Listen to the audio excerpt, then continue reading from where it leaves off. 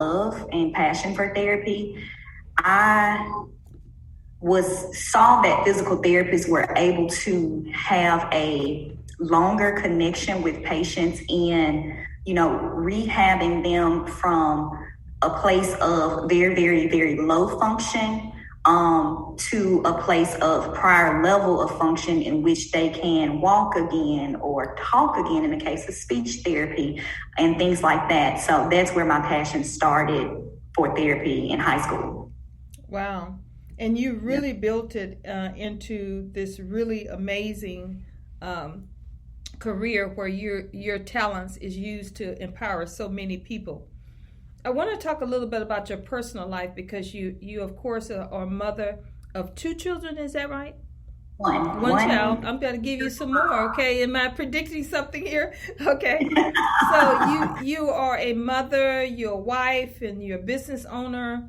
You're doing so much in your community. I hear so much about work-life balance. I don't think there's no such thing as work-life balance. You go out there and you do the best you can with all the talents and resources you have, and you say, good Lord, empower the rest of it, okay? So what has worked for you as a mother, wife, business owner, and all those kind of things? How do you keep things going to where you provide peace and joy and all that other stuff in your lives, not only for yourself, but your family? So, for me, I think finding balance in that work-life balance starts from within. At Healing Hands, one thing that we promote is holistic health. Holistic health starts with us. If we're not whole, and that's something I'm very passionate about, I truly believe in. So taking the time for self-care, for mental health care, emotional health care is how I am able to really find the strength to be able to balance it all: work, personal life, my emotional health, my spiritual health, all of it in one. And being a working mommy, hats off to all the working mommies, and because being a mom is a job in of itself. Yeah. And in these 4 short years that, I've been blessed to be able to have that title, I found that out. So, yeah. Yeah. Wow. You said it all. And I think that's a lot that we've been talking about in the midst of COVID, and not even I guess we're not even post-COVID yet. But as we move forward, I think more and more women is taking that seriously. Women still say that I want to be all that I can be. I want to have an opportunity to do all the things that I want to do. I want to add things to my bucket list. I want to do all those things. But I now understand that I have to start with me. We talk a lot, they always tell us when you're on the airplane that if something happens and the mask drop down, you put the mask on yourself first before you even put it on your child or your loved ones or whatever. And I think that's what women are learning, and I think that's a big thing that we have learned coming out of COVID, is that we have to first take care of ourselves. And even though we know we're going to have all these tasks, caring for our loved ones, being a wife, being a mother, being a grandmother, we want to do those things. We enjoy those things, but we know it starts first with making sure that we have the strength, both physical and mental, to make that happen. So that's been interesting for all of us to learn what that means. How do we do it? Where do we start? What worked for us? What works for you? And it's been very different for people. And it's been very, very interesting. It just shows how interesting the lives of women are. And now we've been talking about COVID. I think specifically what I'm excited to ask you about this question is, how has COVID impacted our bodies? What new challenges have you seen arise from COVID with people not only getting COVID and the side effects of those particular challenges, but even just being in the midst of COVID, around stress, around working, not working, all of those things? What are some of the new things that have come up around that particular issue as it relates to our bodies? So as it relates to our bodies and what we have seen, especially with Healing Hands and in the rehab world is not just the physical fatigue that a lot of people are seeing. So, when people contract COVID, and whether or not you have major symptoms, severe symptoms, or minor symptoms, when COVID, enters the body has to utilize resources and energy and pull to be able to heal from the impact of that. So not just the physical side of that, but we've seen a lot of stress related issues that then cause pain, that lingering, that constant pain that people are seeing. We see a lot of work fatigue, even a lot of personal fatigue, as work and personal lives have, as we know, collided so quickly. People are, being forced in a sense to work from home. For some people, that's good and that's great, and it allows for balance for them. But I believe that sometimes we forget that other people need the separation of church and state. They need to be able to separate the work side of things from the personal side of things, because when it all collides together, it seemingly is no end to either one of them.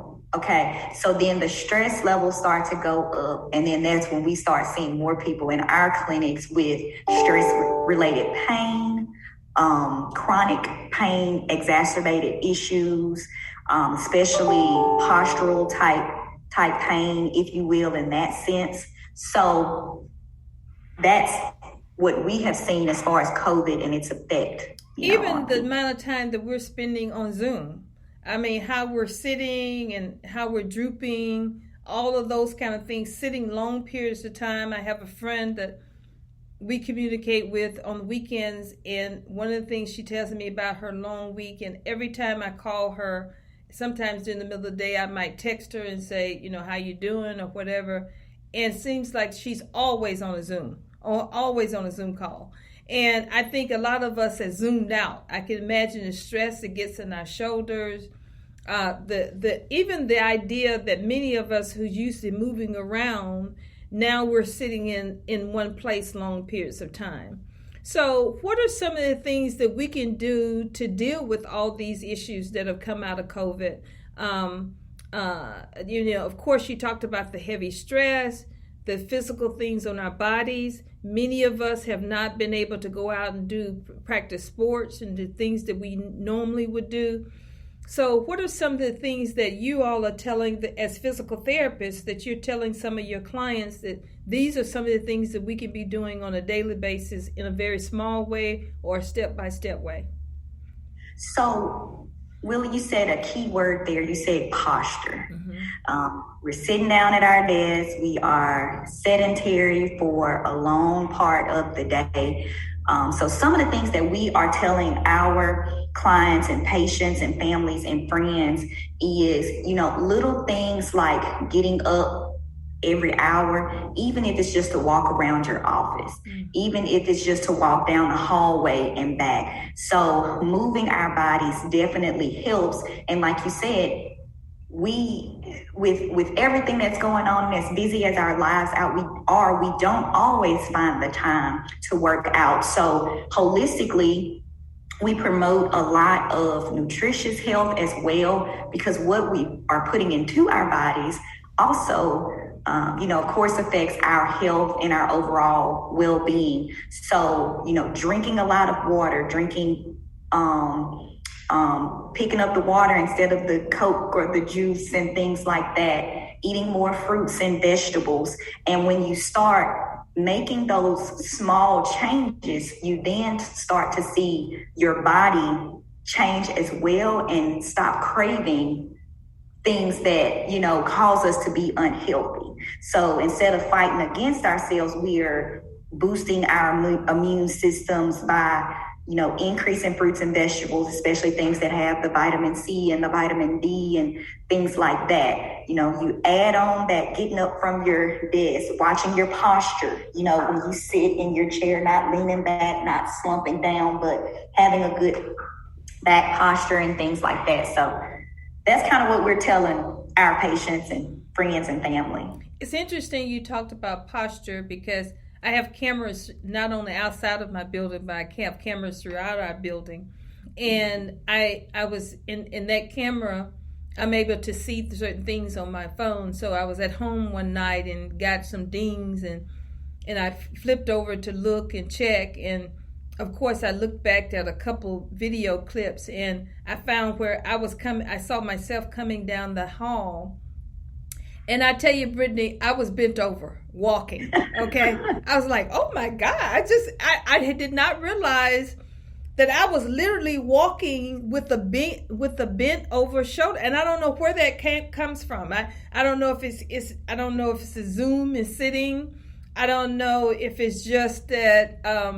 So a lot of times, if I'm tired, I don't know if that comes from me just being tired a lot because of what I've been having to do lately. But I mean,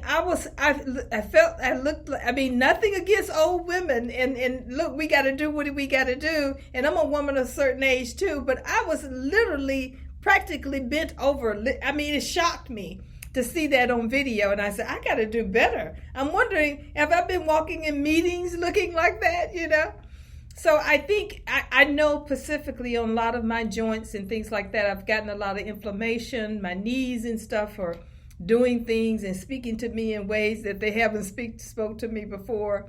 So you talked about eating nutritious and making sure we get our water and liquids and stuff in. So when do we know that we need to come in to see folks like you? When is it time for us? We say, or is it never a particular period of time? I mean, we don't want to wait until we get in pain, but you tell us, when is there a time that we need to come in and have a consult with the physical therapist? So the things that you said, Willie, are some of the key indicators that, you know what, maybe I do need to go consult the physical therapy. You said your knees are starting to do things and talk to you and tell you things, which could be indicative of so many things that we could, it could be indicative of some maybe inflammation or maybe a little arthritis, things like that we just don't know. When you start having pains, before those pains become consistent and constant, if you're having intermittent pains here and there, or just like you said, when you were walking down the hallway and you just so happened to look on that video and you saw yourself slumped over. So coming to a physical therapist to talk to us about that. We do ergonomic studies in the workplace. We do that for people in their homes.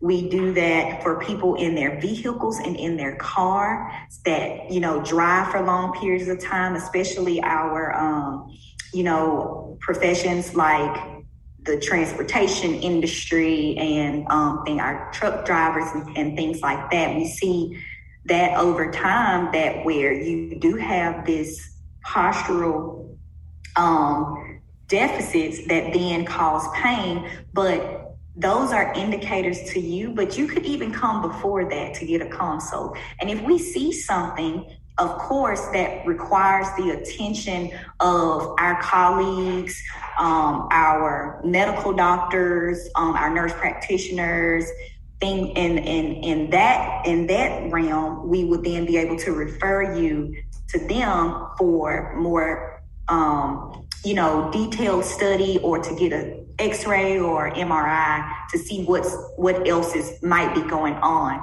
But we do a lot of preventative medicine. We practice a lot of preventative medicine and rehab, and that we could design and show you how to do certain things, postural related or exercise related, or create you a wellness program where you just change about 15 to 30 minutes of your day. You sit a different way and you start to notice the pain doesn't come anymore. So, yeah.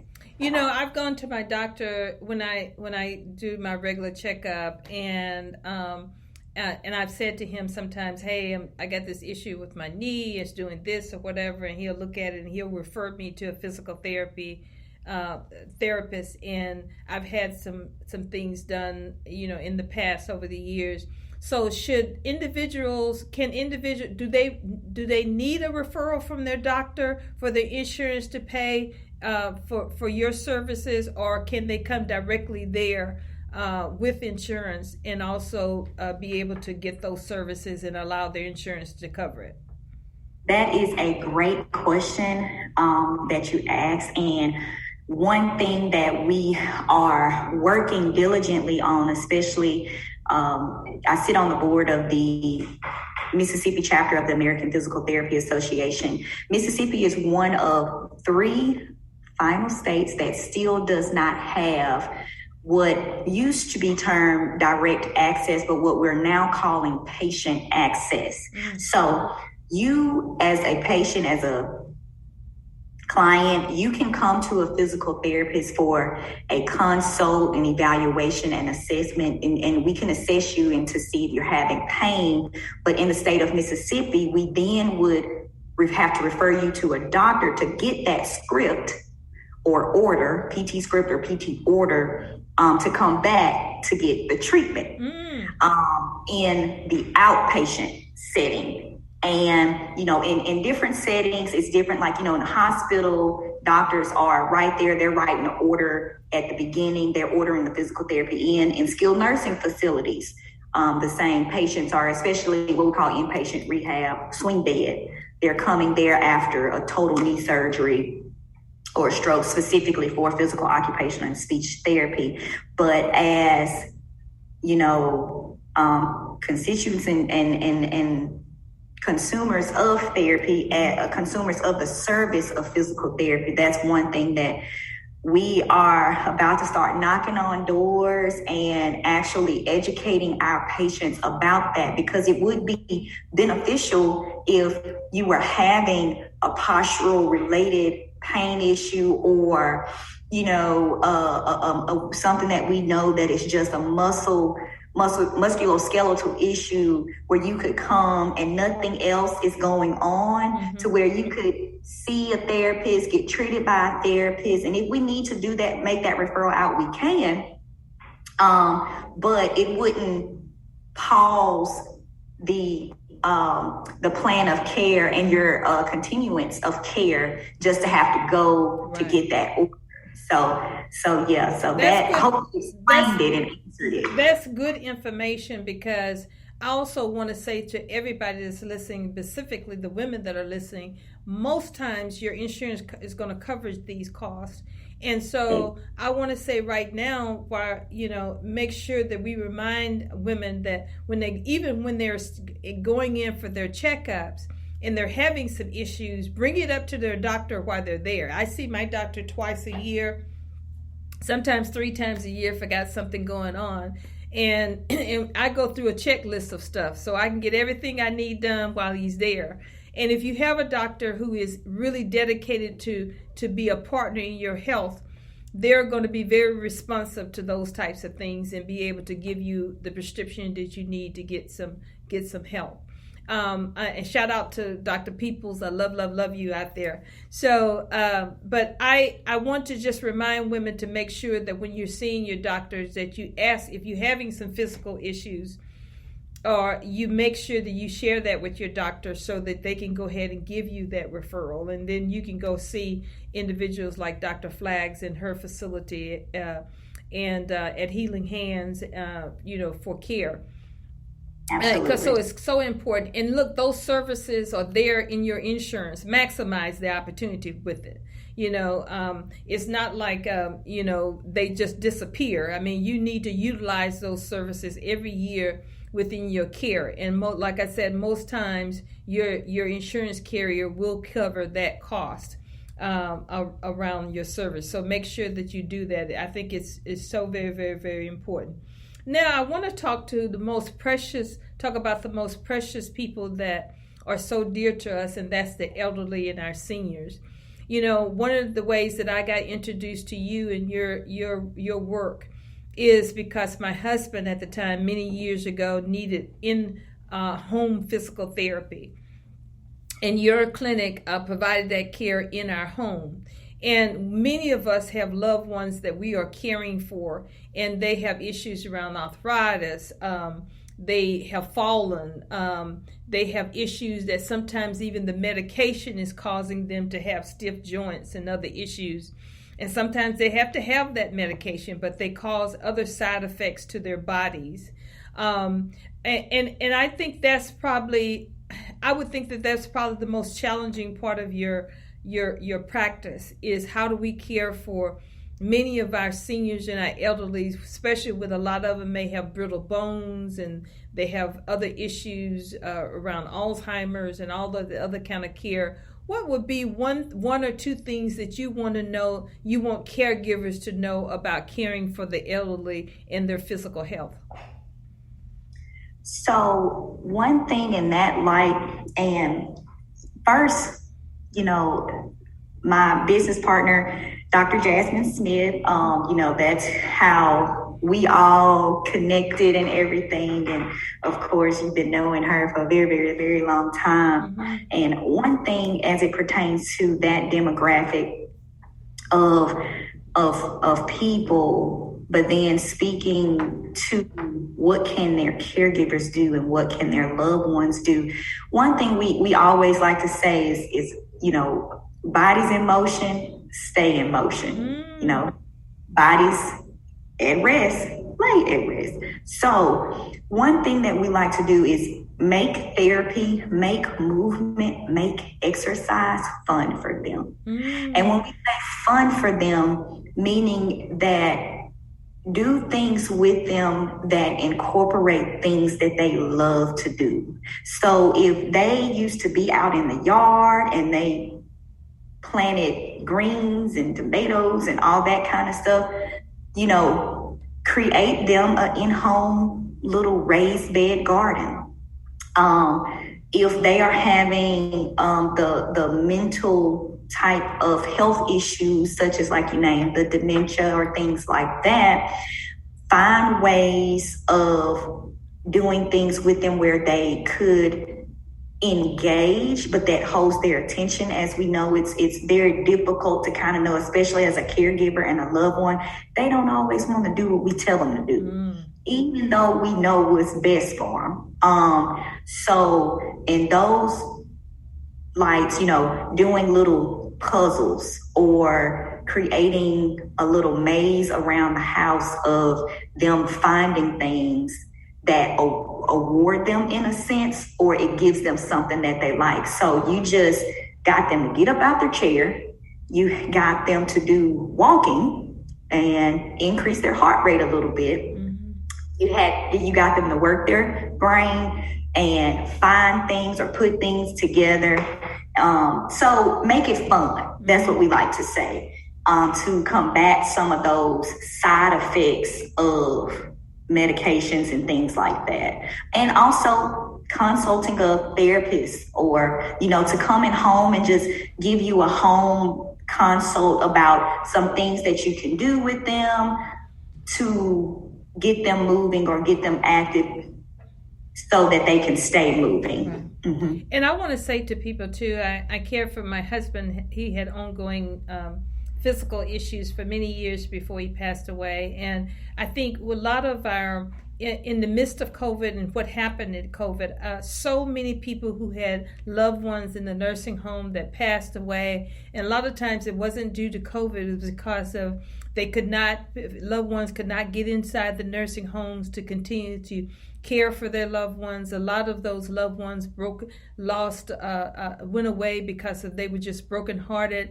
because they didn't get the attention that they needed to get, or they normally would have gotten from their loved ones. But due to COVID, they were shut up into nursing facilities and could not get out. We could not get in. There was just a lot of suffering around our loved ones during that particular period of time. And I think we learned a lot as caregivers. And I think now, after we were able to get back into those facilities, we pulled our loved ones out of there. And a lot of times that was not always the best decision, because we knew we had to work, we had to raise kids, we had to raise our families. And finding good care to help care for loved ones while you're out doing those things has always been a challenge. But people say, I'd rather have my loved one at home where I can put my hand on them. And I know it's going to be a challenge, but I just don't want my loved one to suffer. I heard so many stories of people who called and said, hey, I could not stand. I talked to my grandparent today and they begged me to come see them.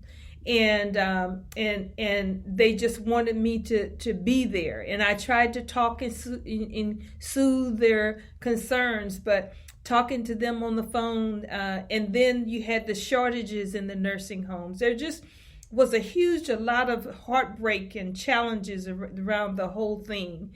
And I know that a lot of people pull their people out of those nursing facilities. And so now they have that responsibility of caring for that loved one in homes. And that's not always best for the person that the senior person or the elderly person, because it's a full-time job. And a lot of times that we can't do that at home. Sometimes your home is not even equipped for you to be able to do that. So there's a lot of challenges around that. I got so many calls from people saying, because I once had a home health agency, who do you know anybody that I can call? I need some help with care for my loved one.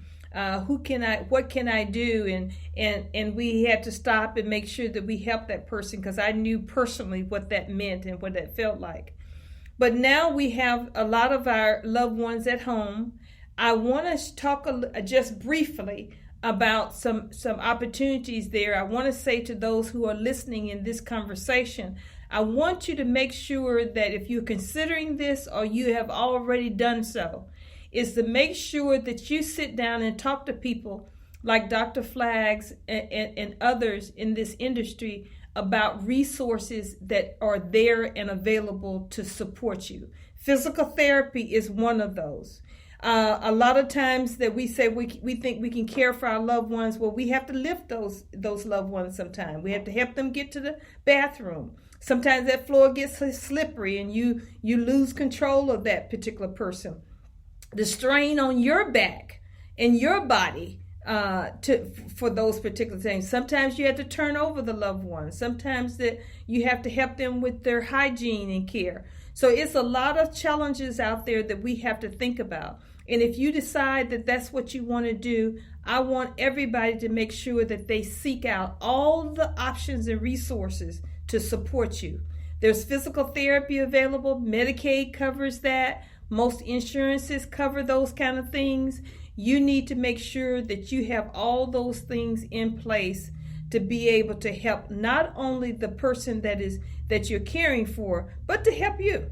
After my husband passed away, I did not know what the stress, even to my physical body, was over the years. Now, it was a labor of love, but the realities of it, I had a lot of physical issues that I had to deal with my physical body. So I think I just want to make sure that people think about those things. And when you make that decision to do so, and I'm not saying not to do it, because I know we did it when we cared for my husband many, many years. We just made sure that we had everything we needed, whatever equipment it was, whatever supports that we have. And then it was still a challenge. So I just want people to utilize every single resource that you have out there, and don't take no for. And when people tell you no, you can't do this, or no, we can't do this, don't take that for it is. Go to the next stage. Talk to somebody, ask somebody, because there's always an answer. And is there anything else before we leave that topic, Dr. Flagg, you want caregivers to know? I think we said it all. The last thing I would say, just to kind of close that topic out, is as a caregiver for a loved one and helping my mother with my grandmother back in Natchez, Mississippi, and I have seen what that, of course we all have seen firsthand the toll that it does take on caregivers. Is take care of yourself as well. I tell my mom all the time, if you're not healthy, it is absolutely nothing you can do for her mother and my grandmother. So that's number one, and that's where it starts, because if you just basically run yourself into the ground, then they won't have a caregiver anymore. So take care of yourself as well. That's the last thing I'll say. Great. And we have to support each other as friends and as neighbors, and you have to make sure that even to be able to have somebody to bring you over a meal every now and then, that you don't have to cook, or to be able to sit with your loved ones. Let's make sure that we're reaching out to people and being supportive. We learn so much from our elderly, and there's so much there. So and look, I for those of you out there who are right now listening and you need some support or some guidance, please give me a call, 601-259-6770, 601-259-6770. We have so many health professionals within the Women for Progress of Mississippi. We have great home health agencies that exist within our agency. Shout out to Loving Healthcare, Miss Denise Ely, who is amazing and have so many really great resources available. I'm not going to put myself on the line because we have other home health agencies too, so I don't want to get in trouble by giving one particular person a shout out. But I've worked a lot with Loving Healthcare, and I tell you, I just love them, and I appreciate all the support that they gave me and my husband during the time we were, of course, in need. Now, one thing, I am a golfer, Dr. Flags, and I love the sport of golf, but I tell you, in the past few years, I maybe have played once or twice a year. But I have made the commitment that I'm getting my body in shape this year. I'm going to play competitive golf. So women, I'm letting you know, you women golfers out there, get ready, men and women. I'm coming for you, okay? But we know we have to get our bodies together first. So I'm doing yoga. I'm doing some strength training. I'm getting ready to engage with a professional to help me stay motivated. And sport is something, when we talk about getting our bodies in shape, it does so much for us, stress and all those kind of things. So as we move into the spring, what are you advising some of your clients to do around those particular issues? Just what you said. I mean, get outside. As we move into the spring, we all have been inside for so very long. We know outside, it does so much for our health. It does so much for our bodies. It makes us move. So you saying picking back up an old hobby and an old sport of yours, golfing, and I'll have to get out there on the green with you. I do a little bit of golfing myself, definitely not where I probably need to be, but would love to get out there with you to get that back started in the spring. You just motivated me. Good.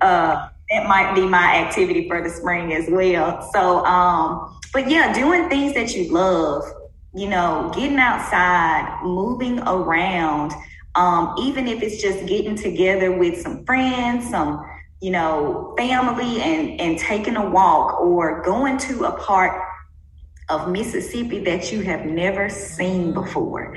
We have so much history, as we know, in the state. A group of friends and we took a trip. This was last year or a year before, I can't, just being cooped up with the pandemic and everything. We decided to just take a trip to the Delta and, re-educate ourselves on some parts of Black history that we had not seen and been able to walk through ourselves. So that was, just something different, something to do. And it was very nice outside in the spring. So yeah, getting outside. And I'm glad you brought that up. You talked about the great places that's in Mississippi. We have some amazing parks. During COVID, my family, we did a lot of that. We went to parks that we had not been to before. And that was so relaxing for our children and our grandchildren. Just beautiful places that we didn't know existed in the state of Mississippi.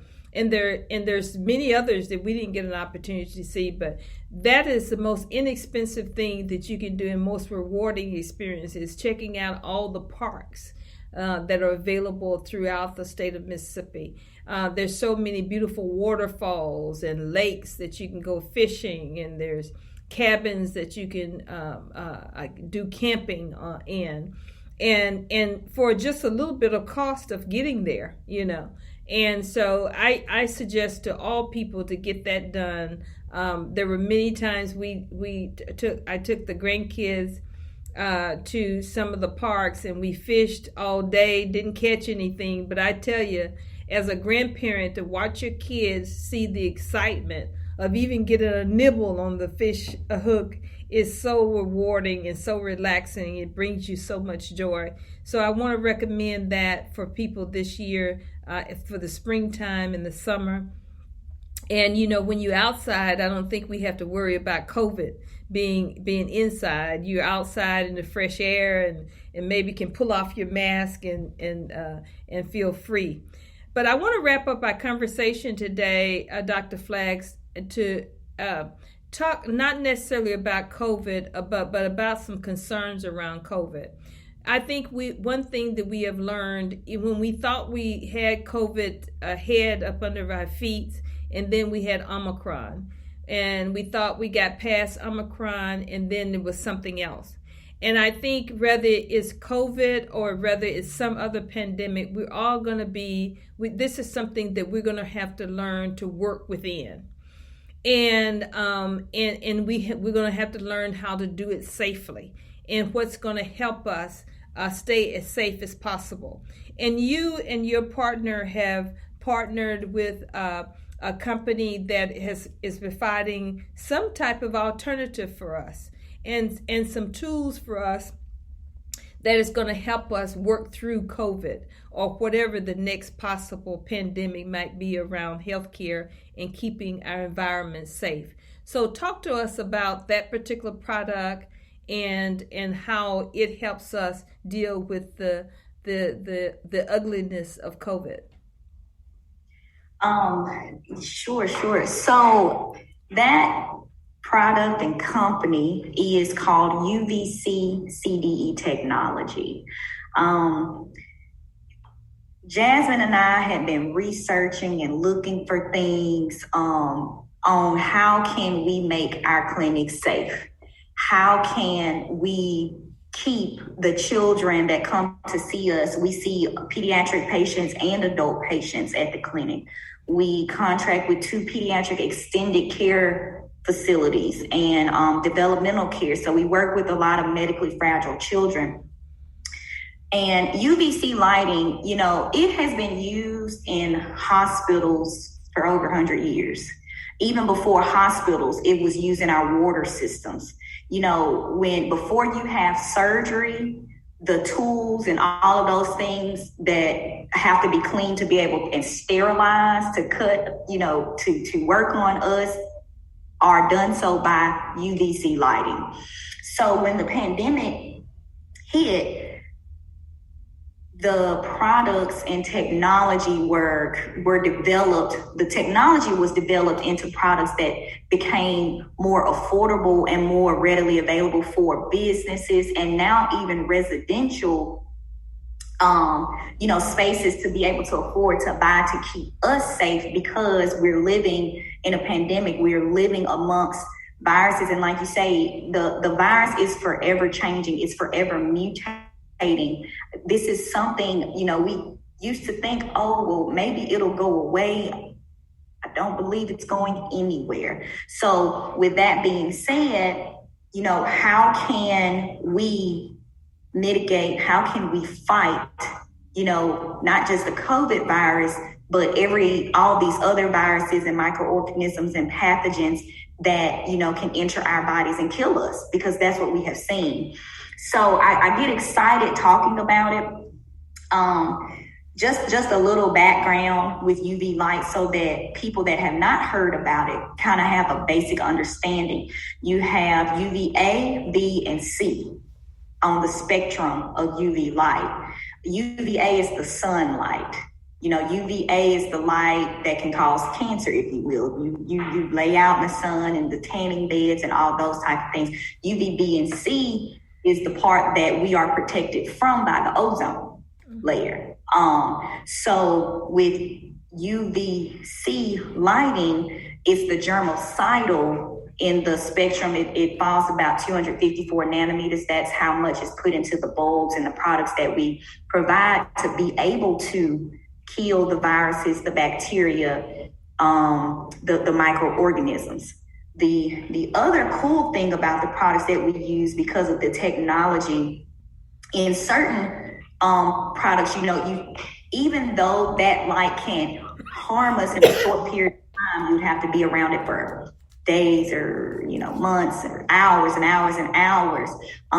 It has fail-safe mechanisms to where it can sense people in a space, sense movement in a space, and shut off if it needed to. So we have provided, these products for so many different types of spaces. In our clinic particularly, we have Troffer UVC lighting. So we have put a light in every therapist's room. The light also has a input and output system that stays on constantly. It pulls in the air in the space. It sends it through a HEPA filter. It then sends it through a UVC channel, and where it sterilizes the air, and then it sends it back out through another HEPA filter back into the space. So our therapists, even though we still require mask wearing in our clinic, our therapists are safe, our patients are safe in that we're constantly breathing sterilized air, and it's neutralizing anything that could be floating around. When the therapist leaves out the room with their patient, the light comes on in the space and it sterilizes the air and it sterilizes the surface. So all the toys that were touched and the therapy, TheraBand and weights or things that were used, it is completely sterilized and ready for the next patient. But what was important to us was we did not want to have to use chemicals and spray and bomb and things like that to be able to sterilize, because we didn't want to have to breathe in those things. There's always an after effect, if you will, when you deal with the spraying. And also when you just think logically, you spray something in the air, it's going to fall to the ground. So you're not really doing much for the air anyway. You're also not doing much for the surfaces if you're not letting it sit for a period of time, then coming back the proper way to wipe it up and all of that kind of, stuff. So that's why we were excited about it and started working with UVC light technology and UVC CDE technology to educate the community and put these in places like Jackson State University and Jackson Public Schools and the city of Jackson. All over the state, in Tallahatchie General Hospital. And I'm just naming a few of the places that we work with, but it's catching on, and we want to see more people learn about how to create safe spaces in their businesses as well, but also even in their homes. I think that is a challenge for us as employers. We want to keep our doors open. Then we have, if you're a good business, you have that concern about keeping not only your employees safe, but the people that you serve, the population that you serve. I know we here at DSC Training Academy, our Workforce Development Center, we have over 4,000 square feet of space that our participants move through, and we've tried to come up with different ways of where we keep certain populations in one particular area and certain populations in another area, so that everybody's not utilizing all of the space. We're limiting some of the space, We're just coming up with all types of creative ways. We got hand sanitizers all over the building, and still social distancing and mask and all those kind of things. But when we think about the volume of people that come into our facility, and all of those people are out into the world, and they come into those spaces, and you don't know where spaces those people are when they leave your building. All you can do is control the space that they're in while you're there. You can do the temperature checking, you can do the mask wearing, but the bottom line is you can't walk around with these folks the 8 to 10 hours a day that they're in your facility. And our people and our students, they're here 8 to 10 hours a day. And so they're touching tables and things like that. So we've had to do a lot. We have somebody come in and wipe tables and disinfect and making sure the hand sanitizer is available all over the building. We provide masks. We do temperature checks a couple of times a day. But that's a challenge for businesses. So I can imagine this type of technology that's available that you can put in either all areas of your business, especially if you're a small business, and then in key areas of your business, if you're a larger facility like us, that this is good news. This is wonderful news for us to be able to do. So how do we feel comfortable that this technology works in these types of environments? How can we feel like this works for my particular space? So the beauty about UVC CDE technology is that we like to say that it is absolutely the one-stop shop for UVC lighting, in that our the chief product officer for UVC technology provides such a vast wealth that, like you said, for your larger space, in that you may not be able to put something everywhere, but then he has mobile units that you can buy and then utilize in all those spaces, because you can move it around. I mean, he has from a robot down to, a chopper lighting, if you will, from the most technical to the most simple. Now, you also said asked the key part of that question was, how do you know that it works? Mm-hmm. Our products now also are enabled with a monitoring system, a air quality monitoring system. So the products read the air quality for you as a business owner in real time. So just like you said, in you all's, school and educating, you have people there, 8 to 10 hours a day. You would have an app. I have an app on my phone that I know what the air quality is at Healing Hands Rehabilitation Services at 24 hours a day, 7 days a week. I know when that air quality, when there are particulates in the air, as we know, COVID, it falls below that 2.5. COVID is very, very, very small. Most viruses are range, and then particles that are bigger. So like your dust, your bacteria, your VOCs, organic compounds and things like that. It tells me what the CO2 levels are, what the humidity is, the temperature in the space is, because as we know, certain levels of temperature and humidity and CO2 is a breeding ground for these nasty bugs that are out there. So it would indicate me and to tell me, okay, too many people are in this space. We need to change something.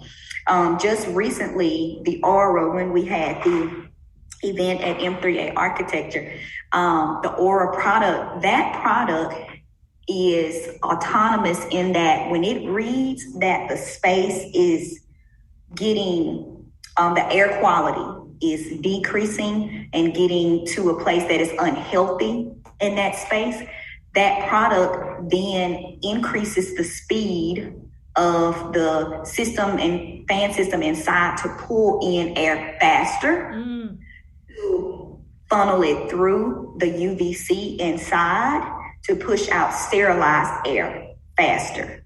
What you saying with the wiping of the tables and things like that, by purchasing these systems for Healing Hands, we won't ever have to purchase anything else because we are now outfitted to combat any mutation that happens with this virus, any other pandemic that decides is, going to hit, or any other bug that we will be hit with. The only thing that we have to change out that would be a reoccurring cost, which on the business side, we have to think about these things, it's changing out the light bulbs. And we have to change them maybe every 3 to 5 years in that. So it was a cost savings for us. It was a upfront cost, but when you think long-term for our business, it was a cost savings because we don't have to constantly spray and buy sprays and wipes and, if it's a COVID outbreak, which thank God we haven't had. Right. But in bigger, larger facilities we can have. And like you say, you're getting students from all over. So you don't know where they're coming from or what they're bringing. So that's how we know that it's working. And as a business, we had extra costs. We had to bring in services that outfit all of our hand sanitizer stations all over the building. He comes out, I think, every 2 weeks and makes sure that they stay full. That's a weekly cost. The person, we went from having to maybe have our cleaning person coming in before COVID to maybe 3 days a week now, being here every day of the week. You're right. There's just a lot of different costs that's involved. So I'm excited I'm looking forward to my consultation here at DSC Training Academy. I think this is going to be exciting. And I think one thing that I want to say to businesses out there, both small and large, this is a great recruiting tool to be able to say to your public, we have this system in place and you can feel safe coming here. Not saying that you don't have to do masks, you want to do certain things, but being able to say that you have that in your facility, I think that's huge. I think that, when you're talking about the marketing side of it, that's some good savings just for that. Well, we are actually at the top of our hour. This has been, I told you the hour would just fly by. This has been wonderful. Now tell us how we can contact you regarding this piece of equipment that's going to help make our lives better. Yes, so if you would like a consultation, more information, just to be educated about UVC technology, getting it in your business or getting it in your home. I actually have a UVC device in my car in the vent. So, to keep me and my passengers safe as we, take trips or whatever. But 601-597-6652. is my number, 601-597-6652. You can call me. Our website is www.uvccdetechnology.com. You can find a wealth of information on the website.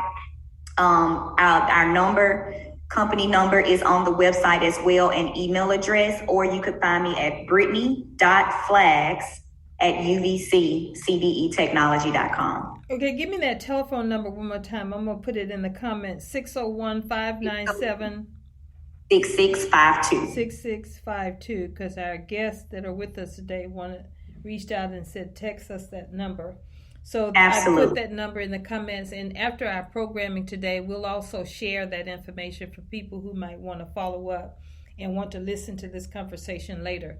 And I want to reiterate again what you said is we talked about businesses, of course, but also in our homes. I mean, you have you got family members that are kids that are coming in and out of your home and going to school and bringing back various germs, and then you and your spouse may be going to work and coming back home. So even creating a sterile environment and a safe environment at home is so important. Especially as we talked about early, having elderly in your home with you that you're caring for. Because sometimes they have weakened immune systems and they can't do they can't hold up to a lot of the things that we can hold up to. So I think this is going to be big for families who wants to make sure that the environment for their loved ones and themselves are healthy. I think this is going to be great for those to be able to do that. Well, today we've been talking to Dr. Brittany Flaggs, the physical therapy with Healing Hands Rehabilitation Services. Healing Hands Rehabilitation Services. And I want those of you who have got some aches and pains going on, and like me, maybe have a couple of bad knees that's been speaking to you. And when I say speaking, I mean literally speaking. You know, when you hear those sounds coming from those parts of your bodies that you know shouldn't be talking to you. So make sure that you reach out. But even if you just think you want to have a consultation, you think you might have some physical things going on with yourself that may be causing some other issues with your body, please make sure you reach out to Healing Hands Rehabilitation Services. They're an agency, have been around a very, very long time, and they have extreme amount of experience in so many areas. If you have some seniors and elderly persons that needs physical therapy, or you want them evaluated for physical therapy. Maybe you want your loved ones to get a little bit more mobile. You want them to be able to share in family activities with you, to be able to travel on vacation with you, but you know that might cause a lot of pain for them with the issues that they have right now. Physical therapy might be the key to help you with that. Help them become more part of your family, to be able to cook with you and be able to engage with you. So reach out to Healing Hand Rehabilitation Services and set up a consult for them, and they will talk with you about all the options that you have available, including all the different ways that you can get these services paid for. Thank you so much, Dr. Flaggs, for being with us today. I look forward to engaging you and getting our consultation done here at DSC. Tell your partner, you know who you are. Tell her thanks for the work that she does, and we really appreciate the work that both of you do in this particular service, providing so many great products and services to our communities, our families in the state of Mississippi. Pat on the back to all the great work that you all do. You are great examples of all the work that happens across this state with women. And the work that you do, which is what this show is all about, is showing our voters, showing our citizens the impact of the work of women to our economy and to our communities. And you have shown today what a great impact that your work and the work of your partner, through even other partnerships, how that impacts us, our economies, and the quality of life that we live. So thank you so much for joining the Working Woman Report today. Thank all of my guests that joined us live on Facebook. Thank you so much for your support. We want you to continue to engage with us every Wednesday from 12 to 1 p.m.